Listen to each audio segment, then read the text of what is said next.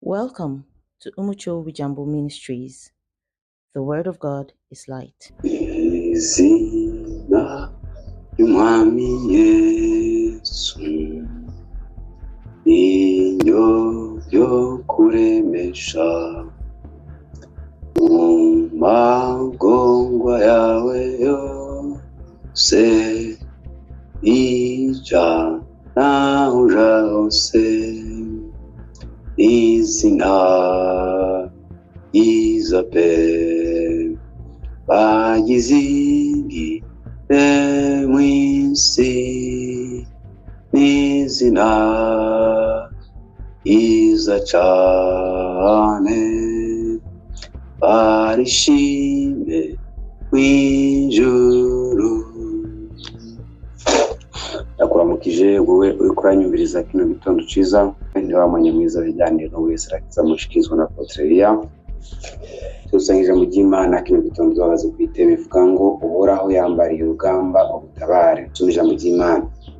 So muri Yesaya 5:9 wa 16 na 17 havuga ngo kandi abona yuko atamuntu ariho atangazwa nuko ukubagarikira ejo catumye ukwe kuboko ariko yizanishiriza agakiza kandi ukugoroka kwiwe niko yishimikije yambara ukugoroka nk'icumu gikingiriza no ku mutwe inkofero y'agakiza yambara impuzu guhora ngo zimubere imyambaro yiyambika ishaka umutamana. Amen. Mwami Yesu nagwicubahiro gitondo ciza. Haleluya. Oraho yambara urugamba ngo agutabare. Jambo tugiye neza ngo Yesu ashimwe cyane kose. Oraho yitegereje ngo nta muntu ariho kubakiza, abo nta muntu byahe byabo. Yesu ashimwe cyane hose. Ni gake abantu bitaye ibintu by'umuntu, ni gake abantu bitanaho, ni gake abantu bashire umutima ku by'abandi. Izi turiko abantu benshi bitaye ibyabo, buri wese bitaye ibyiwe, gusenga umuntu arisengera mu kwibera kuvyo gusa. Imana tutabara cyane gose. Imana irabiraba abantu Israeli bari mu gihe cy'imyagano, ibona muntu kubatabara ivuga ati reka ngaruke nze kubitabarira. Kandi iyi message iravuga no kuza gucungura Yesu Kristo ko abantu yasanze nibo tamuita wundi avuga ati ahantu rero reka nze ndabicungurire. Yesu ashimwe cyane gose. Ngo iraba ntasanga nta muntu mwiyumve ibyabo. Yesu ashimwe cyane. Muyambara ubugoroka kwayo, yambara nk'icumi kiza, yambara inkofero y'agakiza. Rero ngo ishimikizwa nyene ubugoroka kwayo. Bwana sife sana. Hari ibintu byinshi bituma mbere abana abantu tatabagwa, hari amakusano bakubona ko hari ubuzima umengo utuma kwibuka, ariko igihe kigeze sashimwe gashane gose umuntu bw'Imana ubana n'umuntu wayo ikamugirira neza. Haleluya. Abamerewe neza b'umunsinzi saba kora mu tunganye gusa oyaye, ariko ugoroka kw'Imana irakuzana. Yesu ashimwe cyane gose igashisa amasezerano umwana w'umuntu. Bwana sife sana. Haleluya. Keshi muri bibazo ari mu ntambara itandukanye yishyira ko amakosa amengo uri kuba ibyakora nibe nari mu byaba, ariko kandi Yesu nashimwe Imana igiye gutabara. Haleluya. Yanagutabara utanagorotse, nta muntu urwa ngo bishobore, Imana yenyine igorotse. Haleluya. Igitondo ciza Imana ikurabe byiza. Yesu ashimwe cyane gose. Imyambaro yo guhora, imyambaro y'ubugamba, imyambaro yo kwishura, imyambaro yo guhindura amateka yawe. Haleluya. Yambaye wa Yesu ntabwo icubero wanasifiwe. Ndangacimana kiracabohora kuruka kw'Imana kugendura amateka yaba n'abantu. Iki gitondo myambaro haleluya yuguruka kw'Imana, imyambaro y'Imana hinda ubuzima bwawe mu izina ry'Yesu Kristo mwana w'Imana nzime. Dushobokera abantu bacashubikira Imana. Haleluya.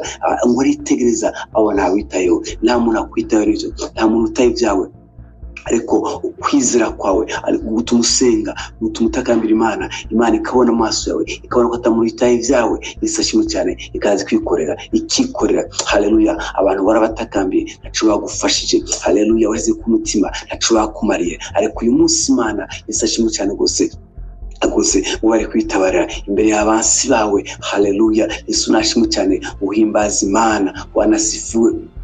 Yesu ashimwe. Nuri amakosa yawe, raba urukundo rw'Imana, raba ubuntu bw'Imana. Egera Imana ubibwire. Haleluya. Takambira Imana ubumeze kose yo yirakubona. Haleluya. Ibyawe Imana yoyo Yesu ashimwe cyane iraguha agaciro kubera ko umuntu wayo. Wanasifiwe sana. Hari umuntu wigeze kuba ari umucangazi ibiriye ku Yesu aciye ku mugani aravuga ngo ibi ndabona ibintu bikomeranye, aja kwase azingoza guhanwa, aja kwase azuru birase asanga ijuru yateguye isi mikuru. Imana ihabwe icubahiro. Reka mbwira ikintu kimwe, haleluya, abuntu bw'Imana, guruka kw'Imana haleluya niho gutabara. Hari Satani kwagiriza, bademoni twagiriza, sumije kwagiriza, ari gicimana kigeze, Imana ifuka ivyo byose ikaza gutabara. Haleluya, wataguruka tanumwe bose bakoze ivyaha, uri bashikiza ubwiza bw'Imana ariko batemerishizwa n'ubuntu bwayo babiri ubuntu. Haleluya, kino gitondo ubuntu bw'Imana haleluya ugushikeko, hino mateka wahinduke, ubuntu bw'Imana gushikeko. Sengesho ryawe gishugwe mu izina ry'Yesu Kristo. Haleluya, mwana w'Imana nzima, nyimana haleluya cye muri heri agura tigendo waraho ivyo musavye hana ngo acibigenda neza, acigena tekana mugihe kigeze anavyara umwana. Igitondo nawe haleluya woraho aguvye kura musaba mu izina ry'Yesu Kristo, mwana w'Imana nzima. Haleluya, ikiganza c'Imana kigushitse ko masezerano, ikiganza c'Imana gushitse kw'Imana avuganye nawe mu izina ry'Yesu Kristo, mwana w'Imana nzima. Nta muntu akwitaye naho hari ariko Imana yakwitayo, nta muntu abona ivyawe ariko Imana yabona ivyawe mu izina ry'Yesu Kristo. Ntucike intege na aistevoya, nubwo abantu batabona ivyawe Imana yabona ivyawe. Batanumwe agacivyawe Imana agacivyawe, nubwo amarira yawe atamuntu atebwoba, amarira yawe Imana irayumvira yabona. Haleluya, Imana tusengera mu ibanga katwishurira hagaragara mu izina ry'Yesu Kristo. Bana yakwizera Imana n'uwese rakiza, Imana yabohora. Uyu munsi ni gwawe, uyu munsi haleluya uyikora yambara imyambaro y'urugamba wagutabare, yambaye uguruka. Haleluya, girishaka alishaka giwe haleluya yamagurutse. Nimbantu bagira ishaka bagashika kuco bagomba, ishaka ry'Imana ryojo haleluya rashitsa ico rigomba gushikako. Ishaka ry'Imana kuzo bwawe uyu munsi nugira neza, umunsi nuguzinzi. Reka ubwira iyo wishuwe Imana yanezerwa, iyo merewe neza Imana yanezerwa. Haleluya, kubera yuko uhimbaza Imana ibyari haleluya mwise bagati Imana yatabara gushira. Haleluya, kwishuka kwa Ana kwatumye izina ry'Imana rimenyekana. Yesu ashimwe cyane gutabaguko nawe kugira gutuma izina ry'Imana rimenyekana. Imana agomba kugwawanira kugira ngo izina ryawe rikomeze kumenyekana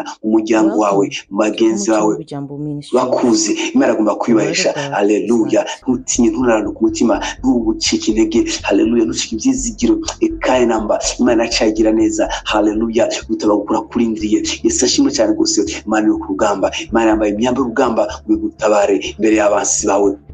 Biracashoboka mama, birashoboka mukobwa, birashoboka papa, birashoboka uri kumva no jambo, birashoboka wewe. Haleluya, uzimutse message, uzimutse kugereza kw'Imana. Haleluya, abantu tubize ku mutima hari gomega cyo butumarira, ariko kenshi birangira tumaramaye.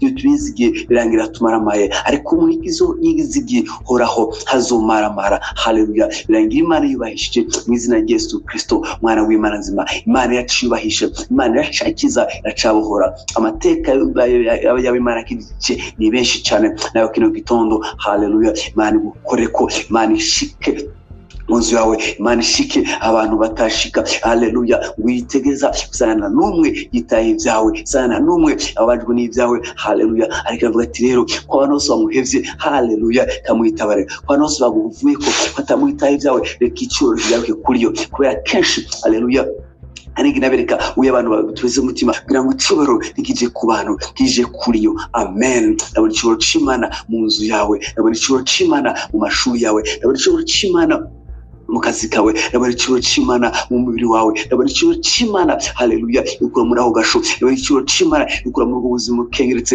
ukura mu buzima budasobanutse. Haleluya, Mbaraga z'Imana zigindira umwami Dariyo asanga Daniyeli ngo gwe ntambwe amukurayo. Haleluya, ubushinga bw'Imana n'ubushobozi bw'Imana ugusanza huri. Haleluya, bwiyubahisha uguha ijambo mu izina ry'Yesu Kristo, mwana w'Imana nzima. Gire kwiza ijambo ry'Imana, gire kwiza kwa bushobozi berekeje ijambo, hari ubushobozi berekeje no jambo kino gitondo guhindura ubuzima bwawe mu izina ry'Yesu Kristo, mwana w'Imana nzima. Haleluya, uraho yambariye urugamba wagutabare, uraho yambariye urugamba wagutabare. Haleluya, gire kwizera. Yesu ashimwe, gire kwizera iri jambo ry'Imana ry'umwana w'umuntu. Uraho yambariye urugamba wagutabare imbere y'abansi bawe mu izina ry'Yesu Kristo, mwana w'Imana nzima.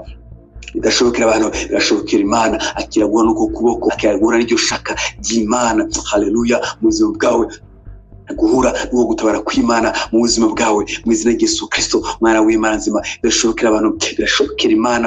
Kwizera kwawe gutuma usenga, kwizera kwawe gutuma wumviriza iminota haleluya 10 kumviza inodiyo. Haleluya, kwizera kwawe gutuma haleluya ndacika intege mu izina rya Yesu Kristo mwana w'Imana nzima inzira Imana iriho kandi Imana acakora mu izina rya Yesu Kristo ubuntu bw'Imana amahoro y'Imana umusho w'Imana ndetse n'intambara haleluya Imana ikugwanire haleluya zigushike ko mu izina rya Yesu Kristo Imana imara amaje basi bawe nayo gushira hejuru haleluya biracakunda kandi birashoboka mu izina rya Yesu Kristo mwana w'Imana nzima amahoro y'Imana haleluya umugisha w'Imana ubuntu bw'Imana bareke mitondo mu izina rya Yesu Kristo mwana w'Imana nzima bareze cyane gose mu izina rya Yesu Kristo mwami wacu amen amen.